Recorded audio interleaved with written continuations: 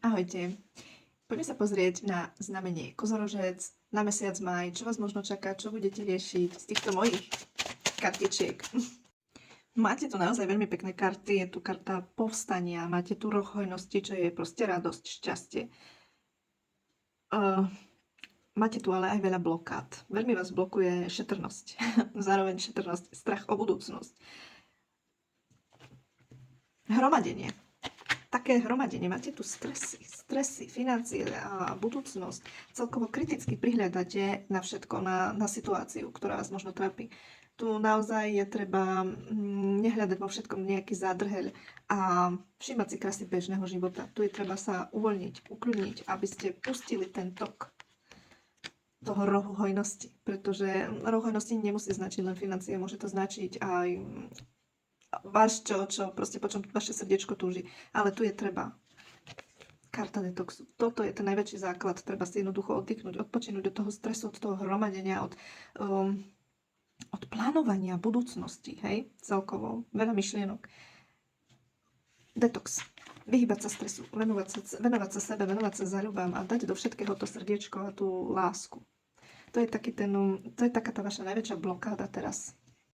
V láske, kto musel zotrvávať v nejakých problémoch vo vzťahu, naozaj ste tu museli byť veľmi odolní.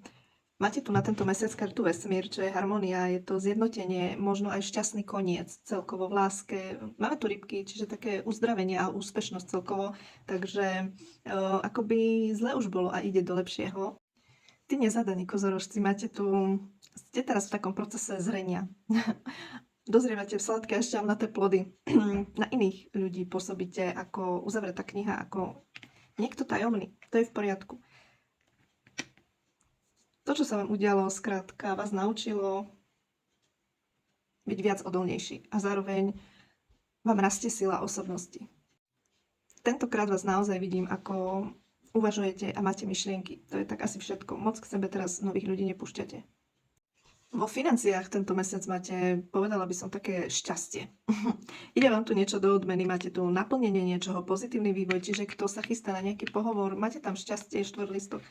Vidím tu aj veľkú konkurenciu, neprajnosť, čo sa financií týka. Niektorí ľudia vám proste nedoprajú na okolo, niekto z vás takých ľudí okolo seba má, ale vy ozaj teraz prechádzate nejakou krásnou premenou a fungujete na intuícii, na silnej intuícii, takže počúvajte svoju intuíciu. Ako by ste prijali teraz zodpovednosť za svoje činy, za seba, za svoje financie, za svoju prácu, za svoje úlohy. Takže ja vám prajem všetko dobré. Budem vám veľmi vďačná za like a za follow. Ak ma ešte nesledujete, ak to by mal záujem o osobný výklad, píšte do správy. Ďakujem.